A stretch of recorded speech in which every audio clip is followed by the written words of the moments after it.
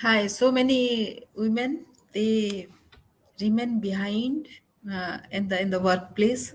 They are not given any dominant space to grow up the ladder because of some problems within them. There is a gender bias, of course, that is there, but not all the cases. Like say, why do you why the women behave like they are from a inferior gender is that is why you are asking for privileges, right? I may not be 100% correct because many have other views, but is it not that people women generally are inhibited by some problems, some communication gap, which keeps them below the power ladder. So let us see what are those power ladders, right? The first thing is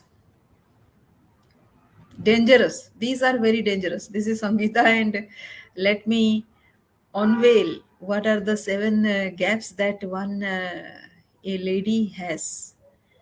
Not recognizing your special talents, abilities, and accomplishments. So that is, we have, like say, suppose there is a skill like gardening. Do you tell anybody about that? You had learned some lessons in life which has which has made you powerful and has helped you move ahead. Have you spoken about that to anybody? Those can be very very powerful stories, but that is what they don't tell. Like say, they this is Kathy, one of the researcher at Leaders Hum. She is saying that in reviewing thousands of responses to my career path self-assessment survey, I see the number of professionals who simply can't answer the questions. What are your special talents and abilities, and how do you stand apart from others in this field? And what thought that goes on inside their mind is what people with this gap share. I'm not special or talented in any ways. So many of us, including me, we don't know what our special talents are. But literally over 90% of the professional women who come to a coaching or training program leave this question blank, and they actually have no idea how to answer it. If you can't manage your special talent yourself, if you can't recognize that, do you think that anybody else can recognize? Then the second is communicating from fear, not strength. So normally how they express it, like say, what people I can't speak up confidently or with authority. So this is again a normal, anybody can have this lacuna. But women often struggle with how to communicate their accomplishments and abilities in a clear, confident way. So because they are not very confident, what happens is the other side of that fear, because what people will think, what people will judge. Is this a prominent enough ability or talent that I should express? This is all that goes on inside their mind, and they are not able to speak. If you shy away from speaking compelling about what you have done and achieved, you will lose critical chances to claim new opportunities. You know, because suppose I love teaming up with people, with ladies, right? If you can do that, if I not many people can do that. You need people, you need to be with them to influence them in a positive manner. If I can do that, and if for a executive position, if this is not a prominent position, then that is their problem, it is not your problem, right? So this is the second gap. The third is reluctance to ask for what you deserve. So I feel I deserve a raise and promotion, but I am afraid to ask and don't know how. I don't know how to tell. This is a question majority of women, not only women, even men, and say when they go on asking. That is why women are not at the power ladder, because men can ask, go, it is in their behavior, in their characteristic, in their nature, to ask something blunt. Women are not like that. They don't ask a blunt question, right? So that is why they even can't ask for the promotion that they so much deserve. The gap number 4, isolating from influential support. So many of them say that they hate networking and connecting with strangers. It is so awkward and uncomfortable. But it takes um, so little to start conversing with somebody.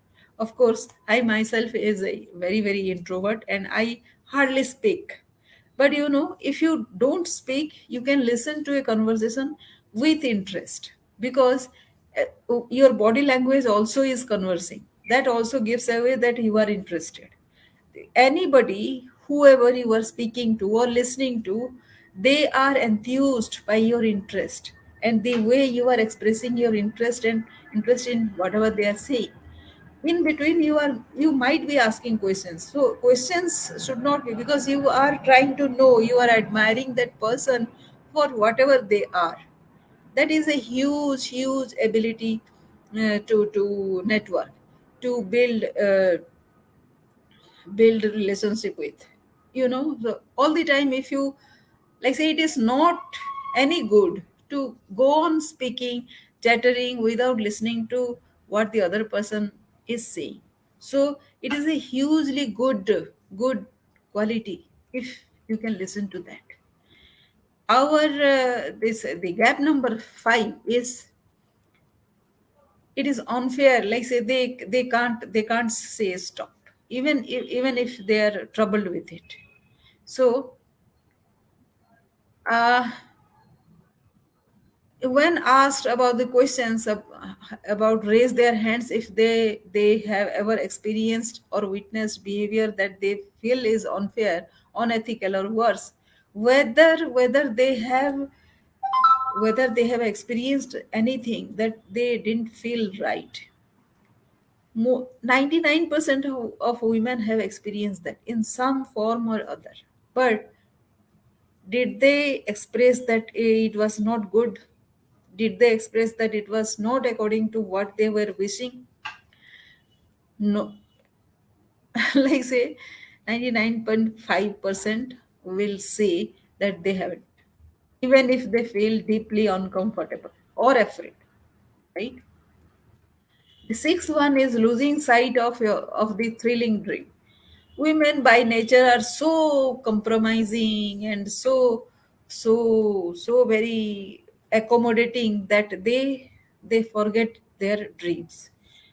How they have started, that is gone after some time. And after some time, they don't know what will make them happier, because by that time, when it is too late, they don't even know. They lose track of their vision, their dream, and they think that it is not possible anymore because of the circumstances. Because after so many years, nobody is there to support, and nobody is there to understand their dreams, right? So it is, like, say, very natural for a woman. Allowing past challenge and trauma to define you. Almost every woman on this earth has undergone some kind of problem, some kind of um, pain, or some kind of experience which was never pleasant. So they are very upset about and hurt about what has happened, even in their career, even in their life, in their childhood, everything. But that is how they think that it is, and they see that other people are also in the same. Other ladies, other girls are suffering from something or other in their life. So they think that it is not worth sharing, it is not worth telling, it is not worth anything. They are not worth anything. That is how that is how they lose the chance. They lose the chance to be somewhere in the professional field which they can. And teachership is one thing where people, ladies are preferred. Why? Because they are so empathize with the children. They can understand so much of things. And other professions are similar, where feeling and understanding is required. And ladies can do a lot there.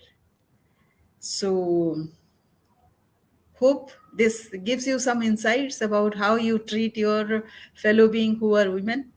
And it makes sense. And hope you have useful takeaway from this. Thank you. Thank you so much.